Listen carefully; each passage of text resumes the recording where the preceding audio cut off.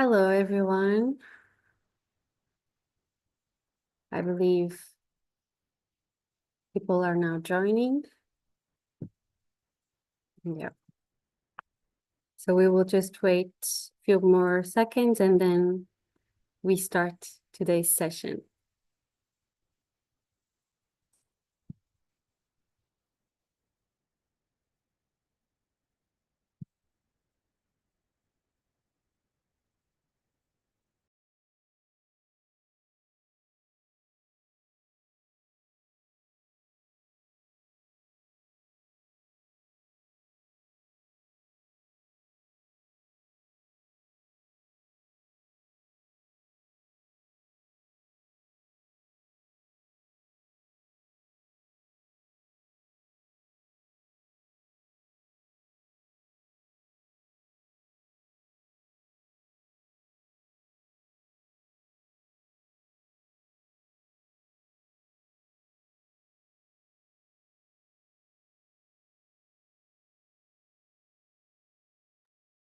Hello from Mexico, I believe, if I read correctly.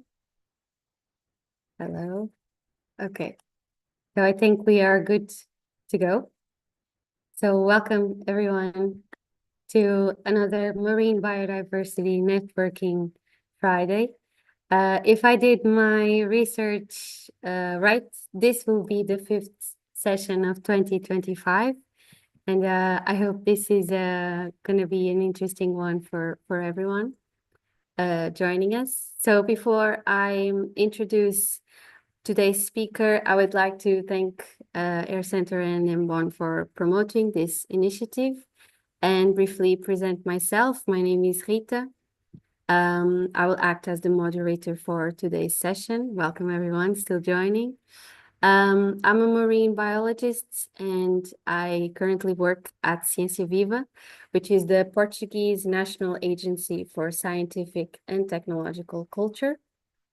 Our mission is to promote active citizenship based on scientific knowledge. And funnily enough, we just organized our first BlueTech competition at European level. So I think it's very curious that I am now joined with Omar. And I believe we share some common aspects in our work. So introducing Omar, he is the director of the Brilliant Blue Challenge, which is a program created by Brilliant Labs, an Atlantic Canadian-based charity. Omar is a computer scientist by training, but he soon discovered that he is more of a people's person than machines.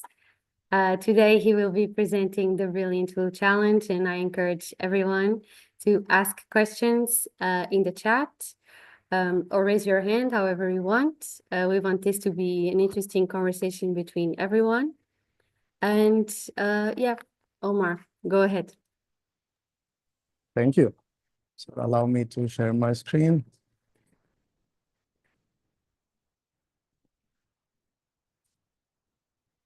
Can you all see my screen? Yes. Perfect. Just give me a sec.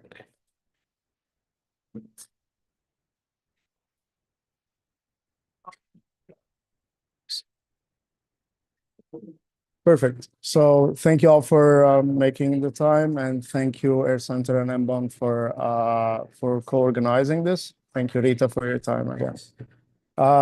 So the Brilliant Blue Challenge is a global ocean innovation competition, primarily for high school students, that serves as an early talent pipeline to the blue economy. As Rita mentioned, this is a program by Brilliant Labs, the largest STEM education provider on the East Coast of Canada. We have been in place for more than 10 years now. So this is not an awareness program, or just an awareness program, I should say. This is a workforce development program. So what we're trying to do differently is that we want to create pathways for the students, academic through scholarships, career through internships, and connections with incubators if they choose an entrepreneurial journey. We, as STEM education providers, we didn't want to guess what the industry needs. This is why we formed the steering committee from the very beginning. from some of the key stakeholders in Canada. So we had representatives from the federal government, provincial governments, academia, industry. We got the endorsement of the UN Ocean Decade so that we design a program that makes sense on the other side. They help, for example, inform the categories of the competition. So we're starting with 3 categories. We have marine renewable energy, marine autonomous systems, and healthy marine life. Students would choose one category. They will start first by forming a team of 2 to 5 students, 1 adult advisor. They would choose a category, tackle the problem statement of the category that is broad by design. And we ask them to work on a solution, a prototype, and a business plan. We connect them with subject matter experts as mentors to help guide them as they develop their solutions. And we're really interested in not just the competitions, in what's after the competition, and I can speak to that shortly. So we have a growing community worldwide. Currently, we're for the last 3 years, so we had more than 200 students participate from around 40 countries. We had, I think, to date, we had more than 30 mentors who are subject matter experts from all over the world in the blue economy. Our plan for this year, this is the 3rd year, so this would be the first hybrid competition. It will take place in Nova Scotia, Canada. Also, so last year, the competition, or the last 2 years, were virtual. Last year was in October. This year will also be in October.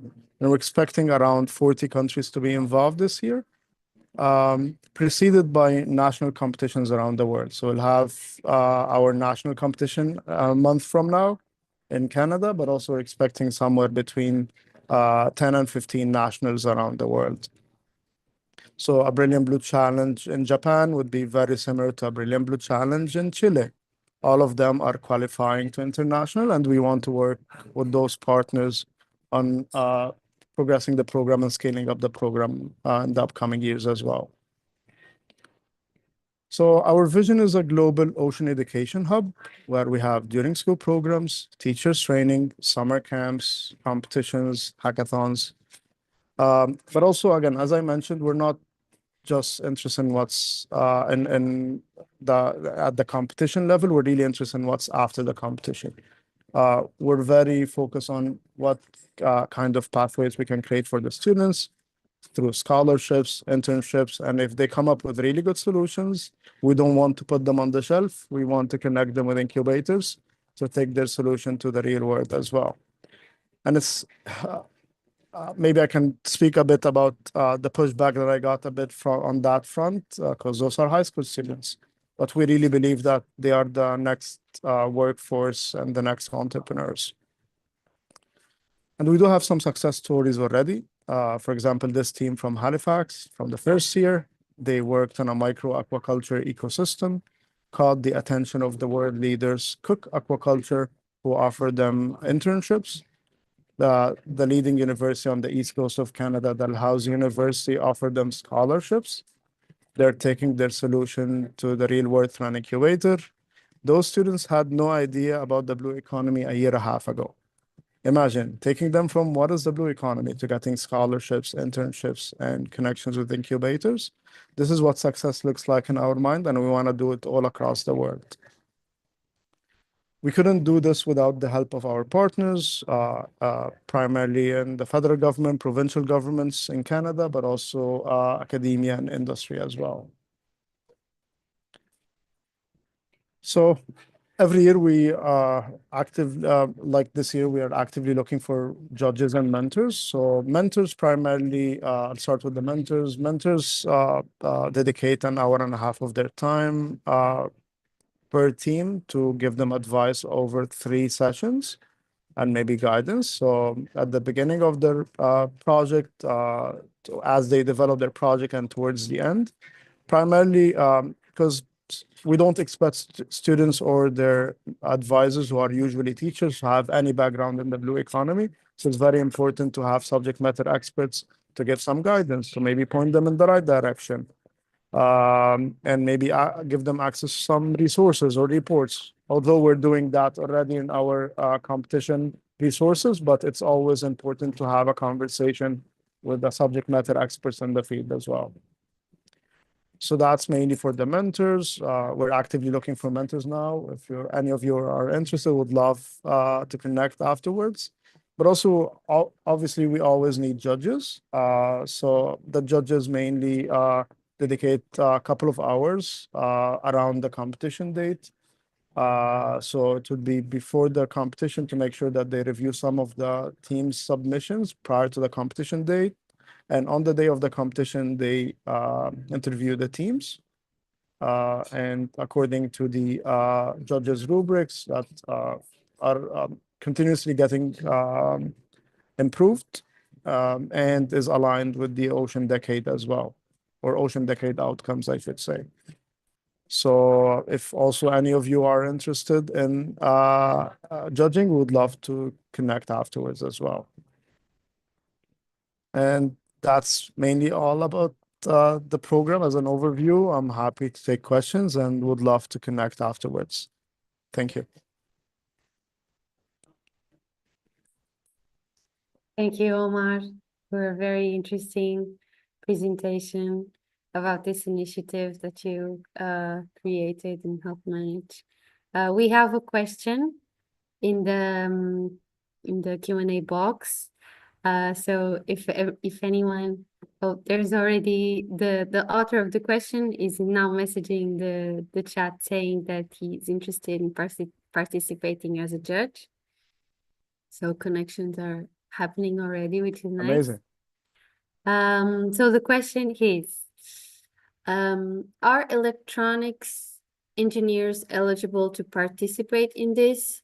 Also, are there any certifications, prizes, or scholarships awarded to the winners of the Brilliant Blue Challenge? So to participate, the students need to be between the age of 12 and 18 years old, and so we're primarily focusing on high school, but also we're opening the program for middle school. And the reason is, I think you'd agree with me, Rita, that there are multiple programs out there primarily for similar programs for university students, but very few for high school or younger. And we think that this is the bottleneck in the workforce. If students are not aware of the blue economy opportunities, chances are they will not choose a bachelor degree or a career in the blue economy. And this is why it's very critical to reach them at this age or even younger. So participants need to be within this age range, but if those engineers are working in the blue economy, there is always a way for them to add value and support the program for sure. Yes, definitely. This age group, let's call it, you have selected is definitely an important one for promoting these kind of initiatives. And I'm happy that your initiative is looking like a successful one. There are two more questions here, so I will read them from Natalia. How can the principles of inclusivity promoted by the Brilliant Blue Initiative be integrated into the development of equitable blue economy strategies, particularly for coastal communities in the Global South? Love the question. So so from the very beginning, also we had different stakeholders representing underserved communities. And we had, for example, we have a partner who's working on supporting Indigenous youth in coastal communities in Canada, as one example. We're working towards having an advisory committee to make sure that as we develop the program, we're taking into account all different perspectives on that as well. But the point is, we already have a very diverse community. So we had teams of refugees. We had from the Middle East. We had teams from rural regions in Africa, for example, in Uganda. a team from Uganda last year, not even on the in a coastal community, did great, and they're working on expanding the program in Uganda. We had teams of indigenous youth in Canada, and also many of our teams are from the global south as well. So the point is, we're shaping the program and we're getting feedback as we develop the program, but we're also going to make sure that we have an advisory committee that represents different perspectives as well. Okay, maybe I had a question prepared that is, I think, good for following your answer. So did this challenge start at a Canadian level and then you decide to go global, or was it more or less at the same time? Great question. So from the first year, it was global. So we wanted to make sure that we plant seeds across the world, identify partners, and learn from other communities as well, so that we better shape the program from the first year as well. So for the last 2 years, we had global competitions. Both were virtual. This year, this is the first year that we have our first hybrid competition, preceded by the nationals around the world as well. Very well. So I believe Ali's question is answered. You're asking, is this program concern all the world or just for EU countries? So it's all over the world, right, Omar? Yeah. That's correct. So we have partners in Australia, in Japan, in Chile, in Peru, in Ghana, in South Africa, in Scotland. So we have, it's truly global at this stage. It's nice to hear. Another question from Frank. How do you form a local team? Perhaps outline steps. Are there models of sponsorship that local groups can use to get support? Yeah, so a lot of this, the design of this program is getting inspired from my previous work. So I've done a lot of work in robotics and computer science education. For the last maybe 30 years, there have been robotics competitions and computer science competitions around the world. We're trying to really learn a lot from those programs and make sure that we go even steps further. So primarily, what those programs do usually is that students form a team and then they reach out to local sponsors, who are usually community organizations, industry organizations, and so on. What we're trying to do even further is that we are connecting with teams, giving them different supporting documents so that they can remake their lives easier to as they look into funding opportunities. As a Canadian charity, we cannot fund every team around the world, but we're trying our best to connect with funders. And one of the better ways to do that in different regions around the world is through our network of partners. We want to support our national partners so that they in turn can support their local teams as well. Through different, again, documentations, through connections with academia, industry, the public sector, and so on. So to walk you through the process again, students would choose one category and register a team. Once they do that, we give them access to the competition resources, which is the usual competition guide, judges, rubrics, templates, and so on, but also industry resources. Like I mentioned, the list of subject matter experts as mentors to help guide them as they develop their solutions. We also give them access to some industry resources and some marketing and sponsorship materials. And we wanted to make the program as accessible as possible. So students don't need to develop a solution that is hardware or high tech. It could be software, it could be biological. It doesn't really matter as long as they're tackling the problem statement. And also we understand that not every team will be able to participate in person in Canada. For this year, this is why we have the competition as hybrid, so they can still participate virtually and maybe that would work with their resources and budgets as well. So these mentoring sessions, let's call it, they happen as the team is creating their proposed project, not after, like, as a prize or something. That's correct. So the point is, we don't want it to be a theoretical solution. We really want them to work on real world challenges and real world solutions. So, and if they come up with really good solutions, again, we want to help them realize them. So in order to do that, they would need guidance and they would need validation of their solution. So we're very focused on that part as well. Very well.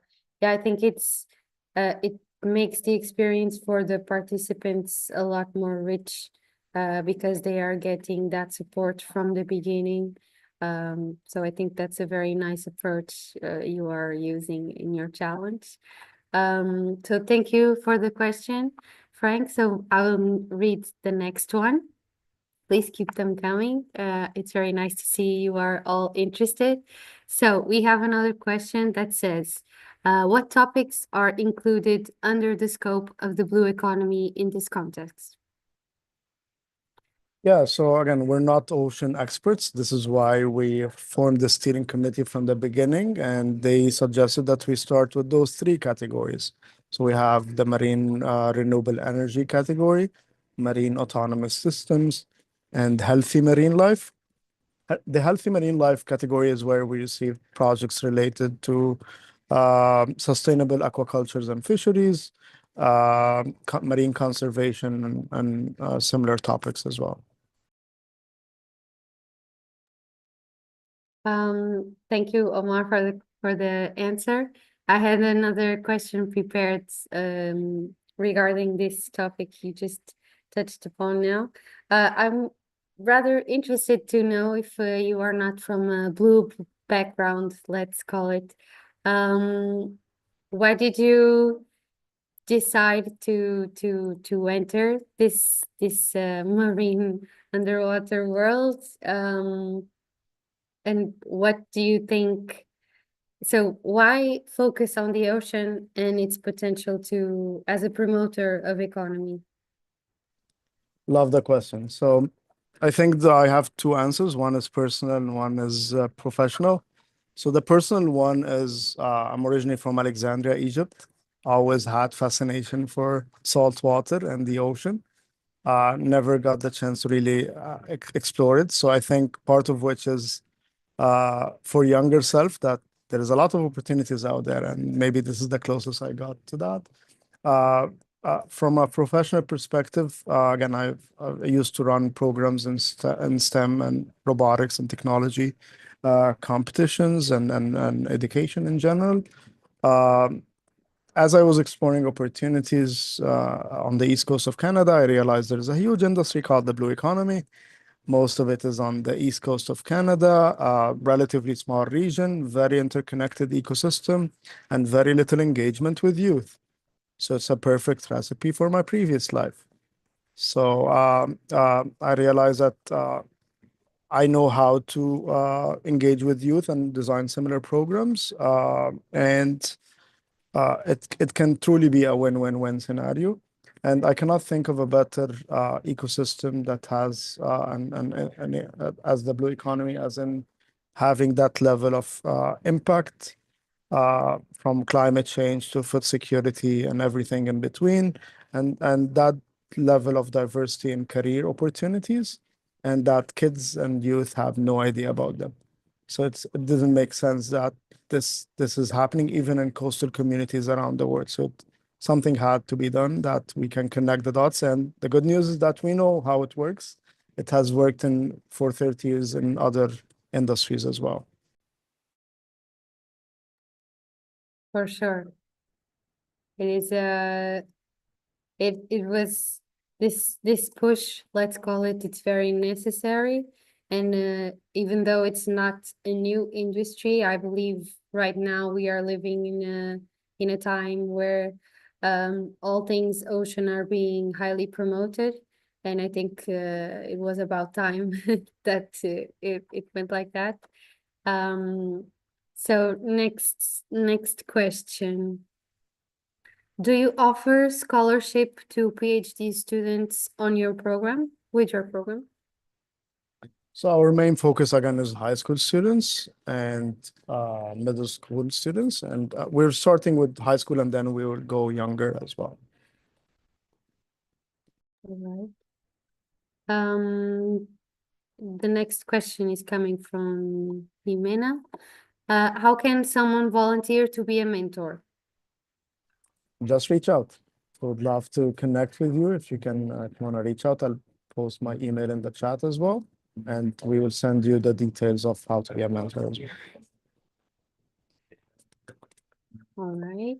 Happy to see more people interested in joining as a contributor to this challenge. Another question. Ali, I would like to know, what are the different criteria to member your organization?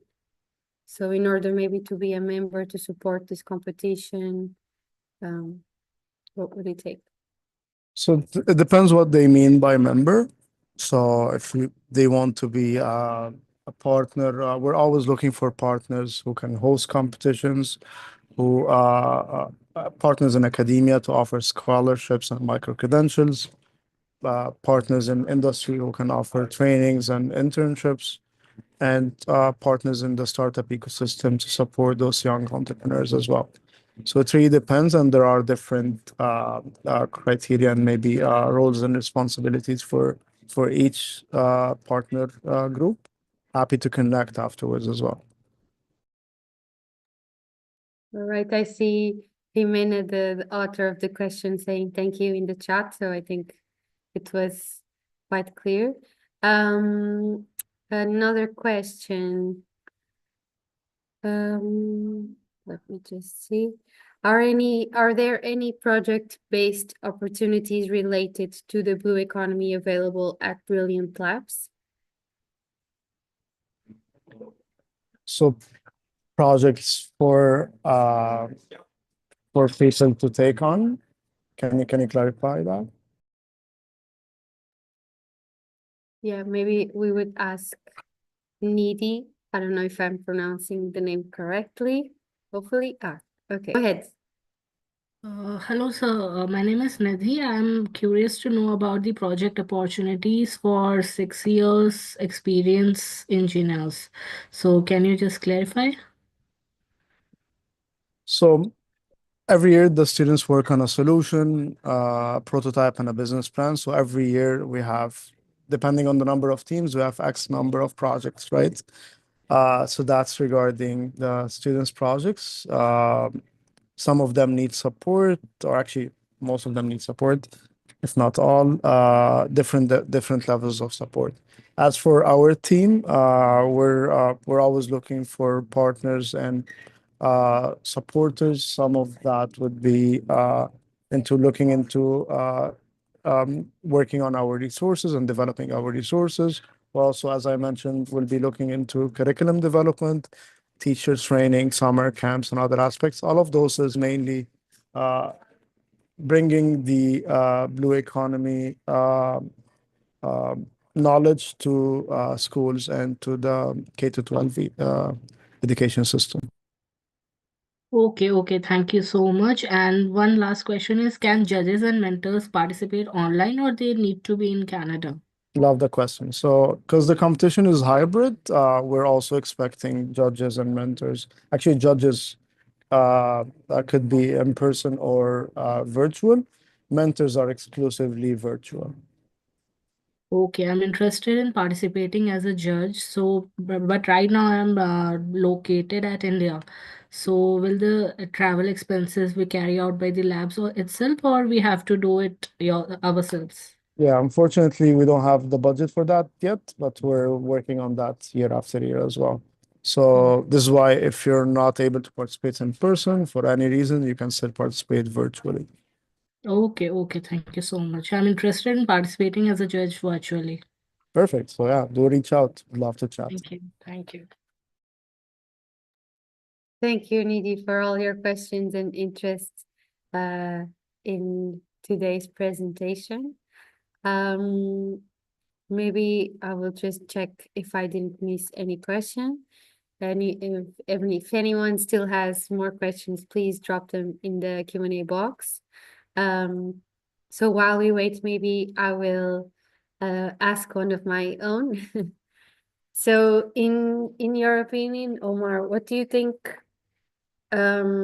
should be or are the key aspects of a winning project? And what do you think makes up a good entrepreneurial profile for a student for this competition and afterward? Because this characteristic is very needed for proceeding in this future if they want to. Love the question. Thank you. So I just want to point out that we don't expect every team to really take their solution to the real world, and that's totally fine, especially at this age. We wanted to make sure that we push them to their limits. They learn a lot throughout the process. So we expect that they would have different interests and pathways for them. So this is why we identified 3 pathways. If they want an entrepreneurial journey, we want to support them with that through connections with incubators and so on. But also some of them would just want to, they're now interested. How can they learn more about the blue economy? And this is where we want to offer them scholarships and get them working on their bachelor in a related field. And some of them would be very interested in really having firsthand experience in the industry. This is where they would, we want to offer them summer internships. But I know this didn't answer your question yet, but so in my mind, those are the 3 potential pathways in our minds. But for those who want to really go the entrepreneurial route, it's like any other startup. We really want to make sure that we don't treat them as kids. Those are the next workforce and the next entrepreneurs. So typical startup needs to be realistic, needs to be generating revenues, and in our case as well, making sure that it's done in a sustainable way for our ocean. So that would be the ideal startup in my mind. Thank you. We have another another question in the chat box. Apologies. So it says, how do you manage to select the students in different countries? So we don't select them, they select us. So we want to reach as many kids as possible around the world. In order to do that at scale, this is why we're partnering with partners around the world to organize competitions. The national competition will qualify to the global competition. There is obviously a judging criteria there. This is where the selections happen to participate in the global competition. But we don't believe in just supporting those who win awards. We really believe in that all the students who took the chance and work on a solution, a prototype, a business plan are winners. They really have hands-on experience, and we want to support all the community. This is why we're working on a global alumni community as well to connect them with each other and opportunities as well. So the more the merrier. So we're not looking into ways to select. Everyone is welcomed as long as they're within the age range.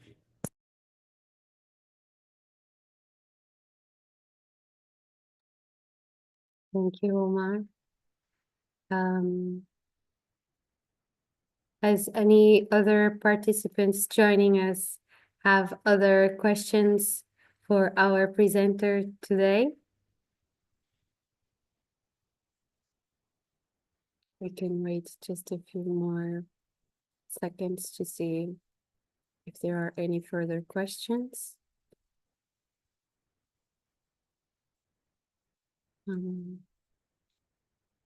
If not, I will ask another one of mine.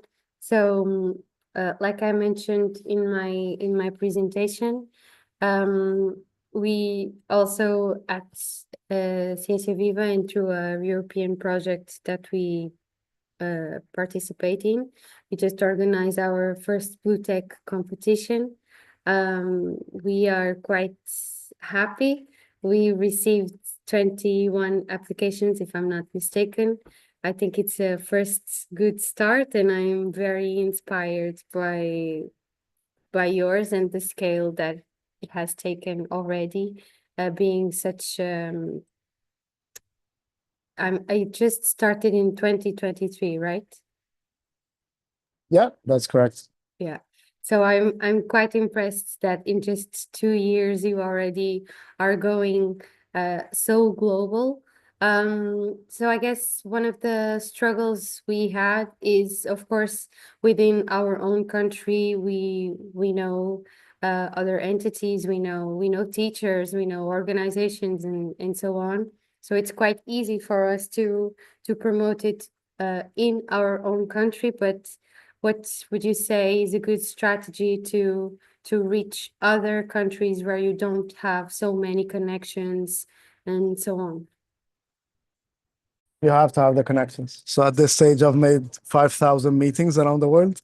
Lots of connections, especially that I'm not from the blue economy. I needed to know who's doing what and who could be potential partners. And I'm happy to connect the dots. I'm always believing that we don't need to invent the wheel. If there are efforts out there that you can leverage, I always try to do that. So if there is a way that we can support your programs, I would love to. And Rita, remind me what's your target age group for your project? Well, we decided to be quite open with the range. So we decided to include participants from the very beginning, from first school year until the last of secondary level. Amazing.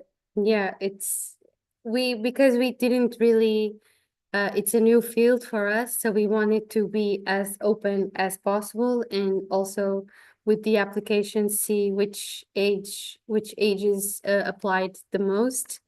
Funnily enough, it was 13 to 16, but I think it was 5. We received 5 applications from students from the first years of school, and their projects were very, very interesting.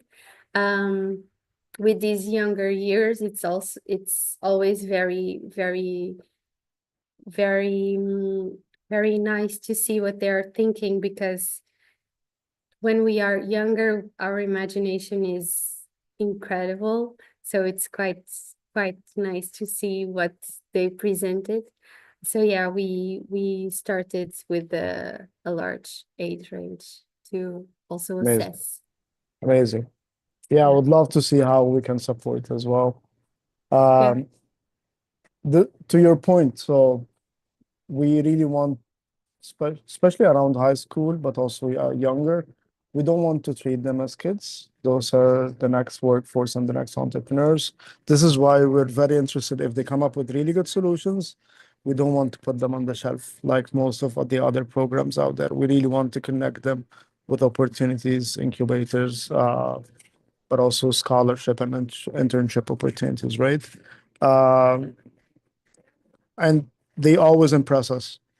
And sometimes, so when I first connected with the startup ecosystem, for example, I got pushed back. We don't work with high school students. And I pushed back and said, are we really shutting down a 17 years old because they're not 18? And 2 is, have you heard of the Ocean Cleanup Project? Regardless of your thoughts about them, the largest ocean cleanup project in history was started by 17 years old. High school kids are capable. They just need the right opportunity and the right platform. Yes, for sure. I totally agree with your perspective.